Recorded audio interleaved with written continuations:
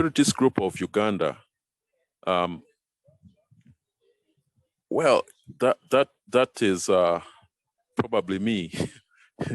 Yeah, we have been having regular meetings for Spiritism in Uganda since about maybe for 5 years, but we have never been organized into a Spiritist group with regular meetings for various reasons that include lack of materials, lack of a proper place that we can call our headquarters or our center. But since I moved to Arua, which is in West Nile district, West Nile region of Uganda, northwestern part of Uganda, we had the opportunity of establishing a Spiritist group. And we are exceptionally excited and very happy that the Spiritist group of UK was able to extend to us a donation of books which have been instrumental for establishing our center. Our center has about five regular members and about 15 who are not so regular. We technically have 2 centers because I distributed the books that we received to 2 different centers. One in Logiri district, which is along the border with the Democratic Republic of Congo, and one is based here in Arua city itself. In Arua, which is where I belong, we have been working to see that we can have regular classes. But one of the challenges that I wish we could appreciate is the problem of religion, established religion in this place. We are traditionally divided into 3 religions, which is the Muslims, the Catholics, and the Protestants. And so being brought up in this traditional religion brings about very serious challenges in appreciating the message of Spiritism, because people are taught to believe in a certain doctrine and it is ingrained in them as the absolute truth. So when you start to talk of certain things which are included in the Bible, but we are not taught to them, then there is a conflict of interest in their minds, and they begin to fight and they cannot understand how this is possible. For example, one of the biggest problems that we have had here is the issue of reincarnation. People believe that they can only live once, that's the end of their lives. And so they strive to get into heaven through hook and crook. And that may not be integral because you're trying to sneak to heaven through the ventilators because you think this is the last time you're coming on earth. And yet, we know very well that the human spirit continues to reincarnate, continues to return to earth until it attains perfection. And so each time that we live has to be lived fully and with a lot of understanding, with a lot of patience, so that you can understand the difficulties, the challenges, the temptations that we go through and overcome them.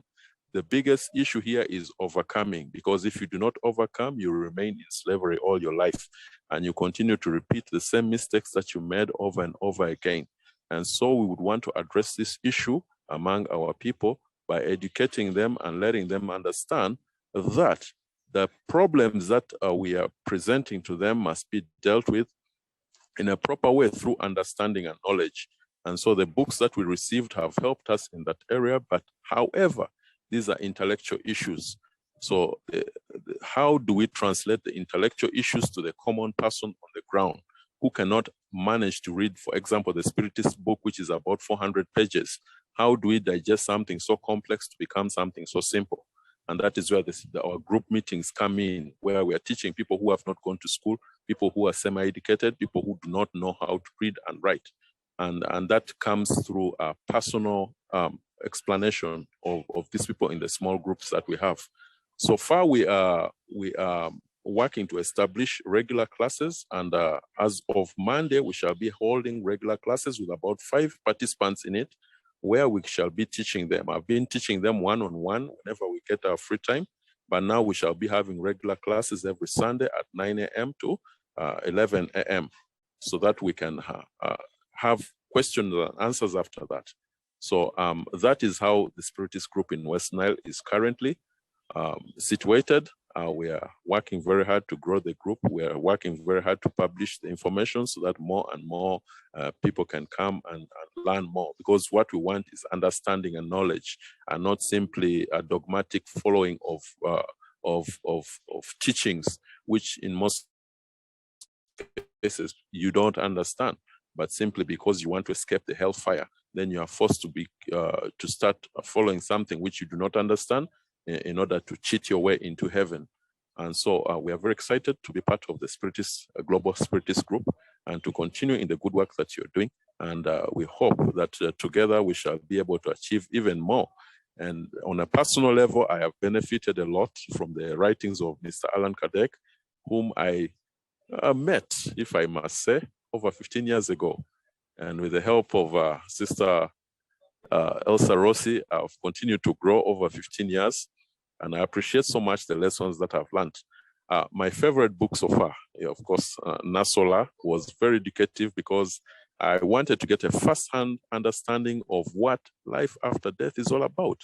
We bury people every day, and particularly this period of Corona, where funeral cottages are passing on a daily basis. We have buried so many people in this short time. And myself, I lost my father to Corona just exactly a year ago. And so the issue of death for us is real. It's something we deal with on a daily basis.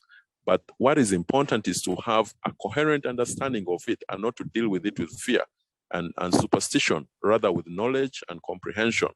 And so Nosola gives us a direct experience of what a soul goes through after death. That means while we still have the chance to live, we must ensure that we do the best to bring our understanding to a level whereby we are comfortable with death, not scared of it, comfortable with death. And so when the time comes, you freely can transition to the other world, having completed your work on this side. And so that's the reason why, and that's my personal inspiration why I work so hard, to ensure that we can do the most, so that there is no regret once we cross over to the other side. And we shall always continue to be available, doing the best we can. And so with those words, I would want to stop right here, and we can see what comes up next. Thank you.